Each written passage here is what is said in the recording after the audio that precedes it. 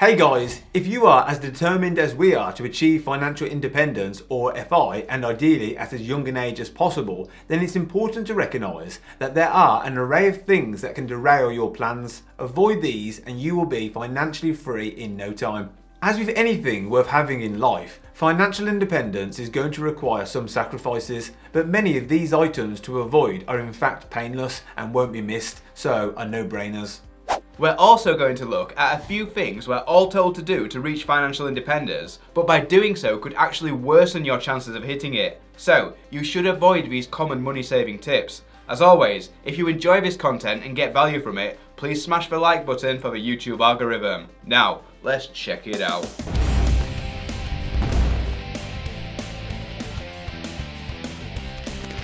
And by the way, we want to give a special shout out to commission-free trading platform Stake, who are sponsoring this video. Stake are the go-to investing app to buy and sell US stocks. There are thousands of stocks to choose from and they charge zero FX fees when you trade. Instead, Stake converts your pounds into dollars when you deposit money, so you only incur FX fees once, rather than every time you trade, as you do on many other apps. Stake are giving away a free US stock worth up to $150 to everyone who signs up via our offer link, linked to in the video description below. Number 1. Avoid the wrong people and the naysayers. If there's one thing that we've experienced in all the years we've been targeting FI, it's bad advice and negativity towards our goals from people who don't share them. The fact of the matter is that most people, that's those who have bought into society's way of life, do not understand financial independence and consider it impossible or even weird. Most people consider money to be something that needs to be spent. If they earn 20 grand, they're broke. If they earn 60 grand, they're still broke. They will spend every penny that comes into their life and will expect you to do the same. These high spenders often get their self-worth from displays of wealth, so must have the biggest and best furnished house, the most expensive cars, and the luxury holidays. They will consider themselves more successful than you because they display more wealth than you do. When you're working hard and saving diligently towards FI, you cannot be sucked into this toxic way of life where you always desire more than your friends and neighbours. If you're not careful, you will end up wanting what they have, which is short-term gratification and very expensive bills. The naysayers are potentially even worse. They will criticise your plans. Anybody who tries to build up a financial safety net might be told by naysayers you only live once, in an attempt to drag you down with them. If they get wind that you plan to retire early through FI, they'll spout nonsense like, "You'll have nothing to do, you'll be bored." And then there are the people who don't know what they're talking about, but believe they are experts, unintentionally giving bad financial and life advice. It's highly likely these people include your family and friends. I've disliked a few jobs in my time, but one of the early ones I hated came at a time when I didn't have the life experience to know when to just quit. Society's advice and what I was told was to suck it up, it might get better, and only quit after you found another job first. I endured this job for way too long, 5 months, and it was torture. I eventually decided to listen to my gut, I quit and found another job straight away. The bad advice I was given was because these people had their own fears of not finding another job, so projected that fear onto me.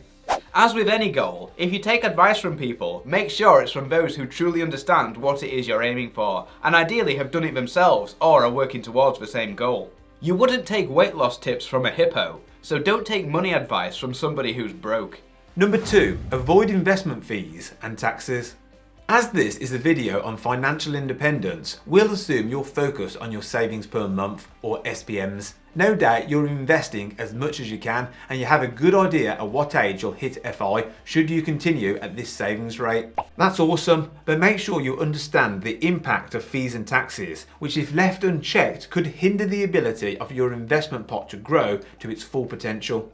Let us showcase an example of the different returns somebody could earn depending on how well they avoid high fees and taxes. Let's assume that our investor will put aside £500 a month for 30 years.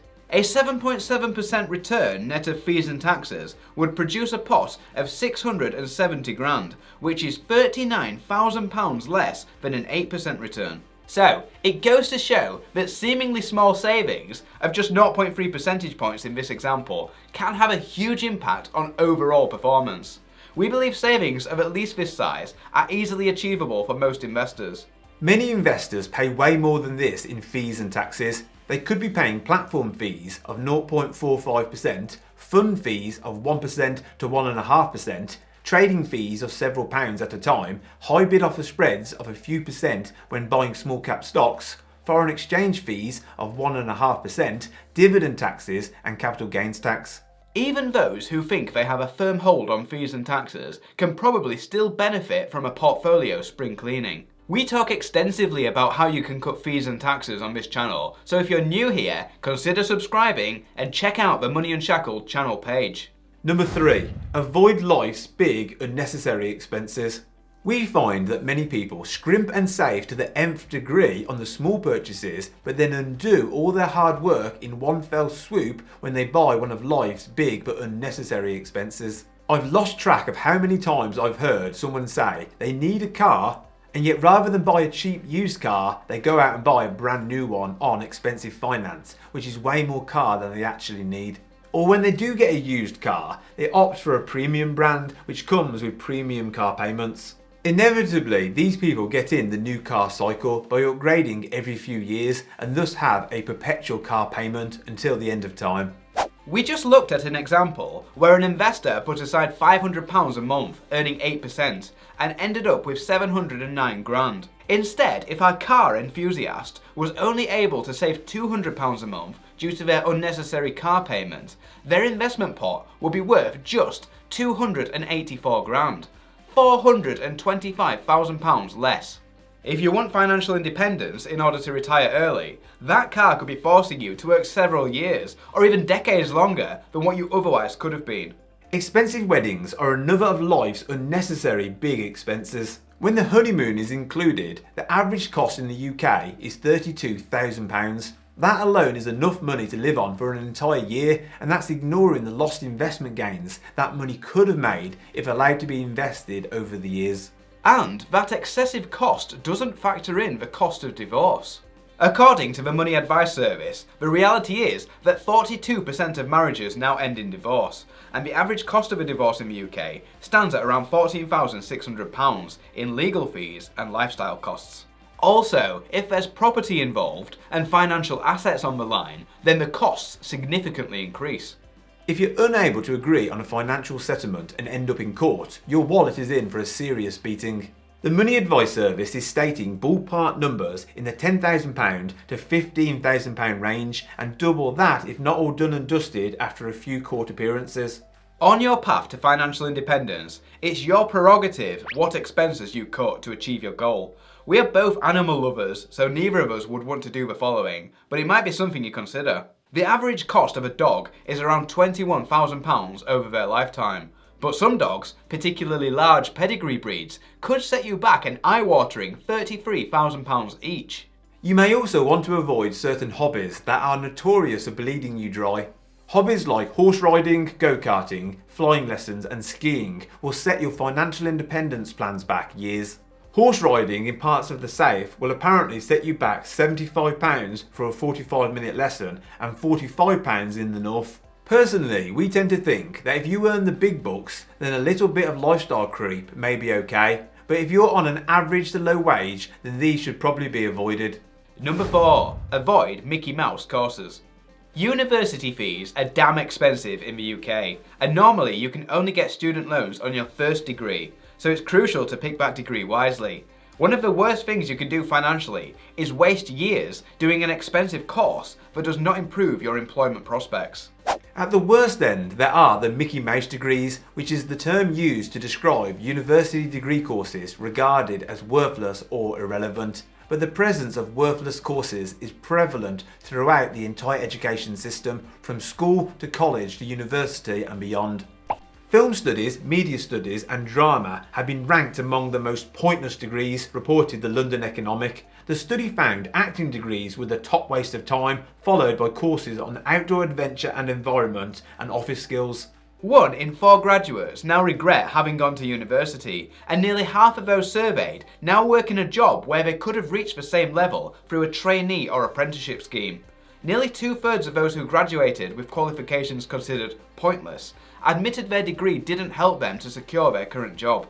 From a solely financial independence perspective, we would recommend training towards an industry that is towards the top of the league tables in terms of pay. This is a simple Google search away. Money saving tips to avoid.